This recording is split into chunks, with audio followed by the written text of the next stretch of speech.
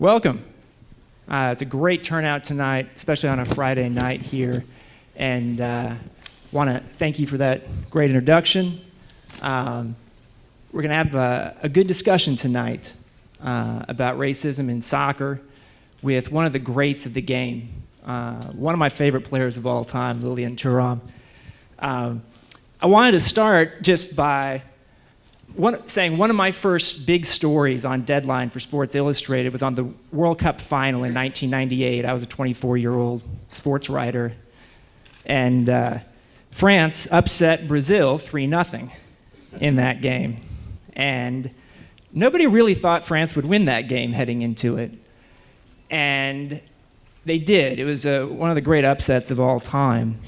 And I wanted to read just a short part of what I wrote for Sports Illustrated. I tracked down the old magazine from 1998 that had that story. And I thought it was funny a little bit because the cover is an NFL cover. Mike Ditka, the Chicago Bears coach, in the middle of summer when the NFL season wasn't even happening. So soccer has come a long way in the United States since then. But sport and society are linked. You can't separate the two, and we were talking about that a little bit beforehand. And so this French team was very symbolic in winning this championship, in having ethnicities from all over the world, all over France, representing that country. And so I'm going to have a couple of sections here that I wrote in this story. First is about Zidane. Zinedine Zidane scored 2 goals in this game. That Zidane is the son of Algerian immigrants was appropriate.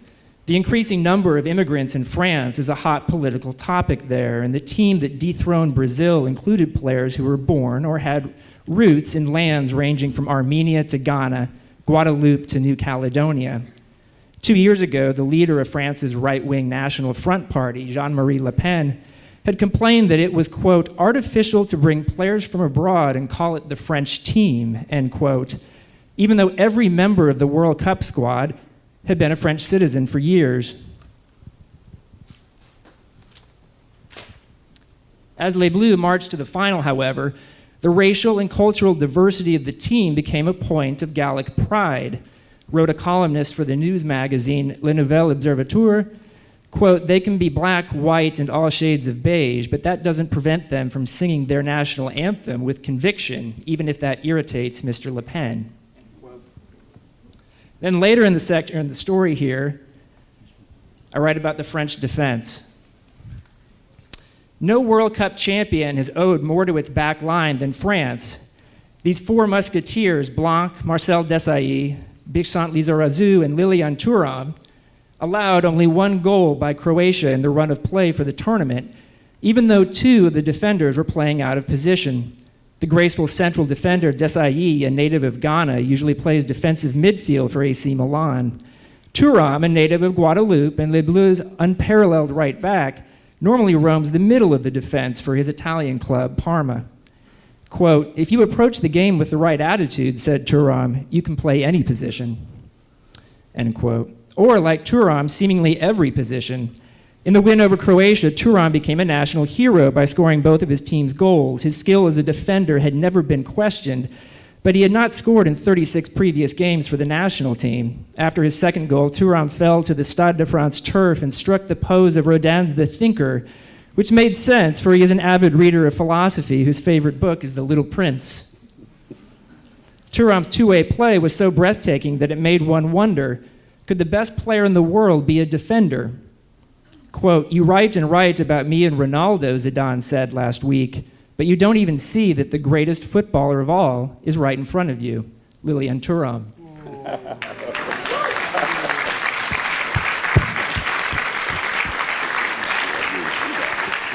So welcome. That was a long-winded intro. Thank you very much, but I don't speak English. I don't understand English. I don't understand nothing. And the finale, I don't understand. I think Thuram is the better player of the world. No, it's not true. It's not true. No. So we're going to start tonight's discussion by talking about sport and society. And I wanted to start by asking you about being born in Guadeloupe and moving to France at age 9. And at what point you became conscious that you were black? C'est vous qui traduisez. D'accord. D'accord. Si jamais il dit des bêtises, je ne pourrais pas corriger. Donc, Vas-y. Mais effectivement, c'est vrai que je suis né en 1972 en Guadeloupe. I was born in 1972 in Guadeloupe. Et un beau jour, ma maman nous a réunis autour d'une table. Nous étions 5 enfants. We were 5 kids, and one day our mother gathered us around the TV. Non.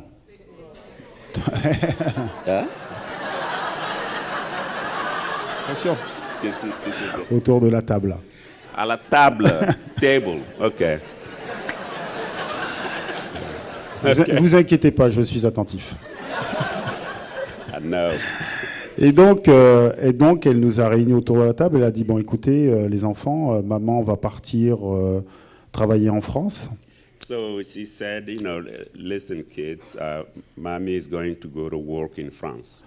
Parce qu'en fait, aux Antilles, elle coupait la canne à sucre et elle était femme de ménage et elle n'arrivait pas à subvenir à nos besoins. She was a maid, and she was also working cutting sugar cane. Elle était femme de ménage. J'ai dit, Ah. je suis en avance, attention. Et donc, elle est partie pendant 1 an travailler à Paris. Et après 1 an, après avoir mis de l'argent de côté, elle est venue nous chercher. So she went to France, to Paris to work for a year, saved some money, and came back to collect her kids. Et donc, je suis arrivé à l'âge de 9 ans dans la région parisienne et j'ai commencé l'école en CM2. Et ce qui était... So I arrived in Paris at 9-year-old, and I started school there. Et ce qui était assez incroyable, c'est qu'à l'époque, il y avait un dessin animé où il y avait 2 vaches. Une vache noire, qui s'appelait la Noiraude, une vache blanche, qui s'appelait Blanchette. Je vois que certains connaissent ce dessin animé. So, incredible thing is that there was a cartoon, and in this cartoon, they had 2 cows. And one was called Noiraude, like, darky. And the other one was called Blanchette, like I say whitey, but it's not really that. Okay. Et donc certains de mes camarades m'appelaient la Noiraude du nom de cette vache stupide. Et j'étais très très triste. So many of my schoolmates began to call me darky, like the cow, and then I was really upset. Et donc je suis rentré à la maison, j'ai posé des questions à ma maman sur le fait que pourquoi en fait la couleur noire était chargée aussi négativement, et donc elle n'a pas su me répondre. So I came home and I asked my mother why is blackness accompanied with so many negative things, that she was not able to answer my question.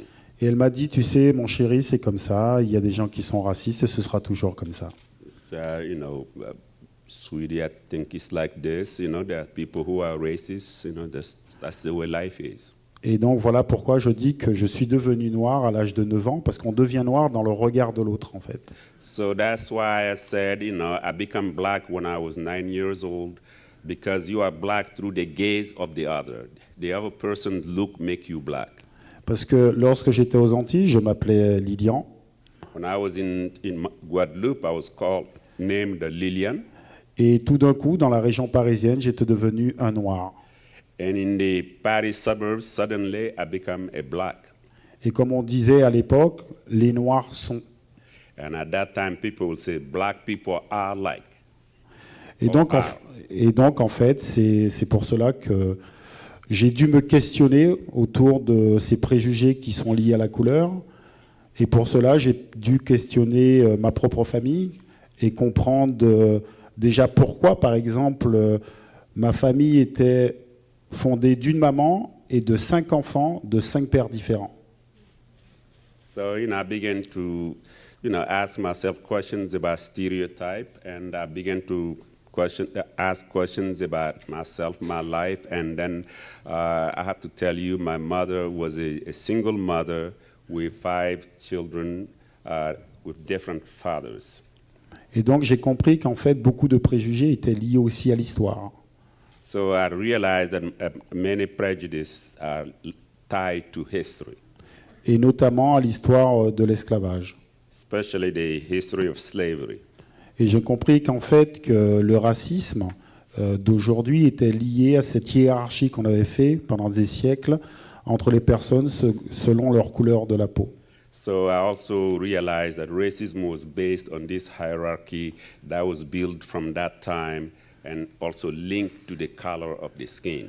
Et j'ai compris qu'en fait que chacun de nous, nous étions porteurs d'une culture qui nous conditionnait à penser d'une certaine façon. So I realized that all of us, we were coming, bearers of a culture that was conditioning our behaviors. Et très souvent, je crois que chacun de nous, on ne se rend pas compte à quel point nous sommes conditionnés. So many among us here, we often do not realize to what extent, the extent to which we are conditioned, we are determined by this background. Et donc, une deuxième question. Sinon, je peux partir pendant des heures. So second question before I begin to... So people like to think of sports as a meritocracy. It doesn't matter how much money you have. It doesn't matter your background, your ethnicity, that how you perform on the field is what matters. And yet we do see racism in soccer, in football. And I was wondering, as you became a good soccer player, someone who could become a professional in France, did you experience any racism during that time? Ben, je dirais qu'en fait, effectivement, lorsque vous jouez au foot en France, très rarement vous êtes confronté au racisme. Je dois avouer que... So I must confess that when you play in a team in France, you are rarely confronted to racism. Je dois avouer que lorsque je suis arrivé en Italie, When I arrived in Italy, où j'ai joué à Parme, at Parma, ben, j'ai été vraiment confronté au racisme, c'est-à-dire qu'on allait jouer sur des stades comme la Lazio de Rome, comme Vérone, où lorsque vous touchiez le ballon et que vous étiez de couleur noire, il y avait beaucoup de supporters qui faisaient le bruit du singe. so in Italy at Parma where I used to play, that's where I began to feel the impact of racism, because when you go to play in different stadiums like Verona and other places, then they will throw your color back at you. Mais je dois avouer que moi j'avais été vacciné déjà contre le racisme parce que je comprenais le mécanisme. So I have to tell you that I was already vaccinated against racism because I understood before what was triggering, what was determining racism. Et donc quelque part j'avais même de la compassion pour ces gens qui faisaient ces bruits. So in many cases, I felt sorry for the people who were booing or making these kind of statements. Et je crois que c'est très important d'éduquer les jeunes générations à ne pas être victimes du racisme. So that's why, for me, it's very important to teach the young generation not to be victims of racism. Parce que quand, par exemple, les supporters faisaient le bruit du singe, When you see supporters making monkey noises, et là vous allez me rassurer quand même, je ne ressemble pas à un singe. and he wishes that you reassure him that he doesn't look like a monkey. Ah, it's okay. Et donc je crois que c'est très important de comprendre ce qui se passe sur le terrain. Parce que si vous ne comprenez pas, vous tombez dans une victimisation. Si vous tombez dans une victimisation, vous cherchez des coupables. Because it's very important to understand what's happening on the field, because if you do not, then you begin to feel like a victim, and then you fall in the trap of this victimhood in many ways. Et ce qui est très important sur ce qui se passe à ce moment-là, c'est que certains supporters vous renvoient à une certaine infériorité. Parce que le racisme, c'est ça. C'est-à-dire que, certes, tu es joueur de foot, tu es performant, tu as de l'argent, mais tu restes inférieur parce que tu es noir.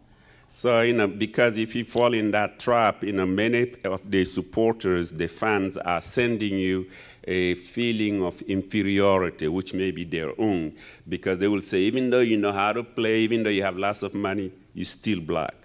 Et moi, je pense sincèrement qu'à ce moment-là, c'est eux les inférieurs. So I feel at that point that they are actually the one who are inferior. Et c'est ces personnes-là qu'il faut aider. And these are the people who need help. Voilà.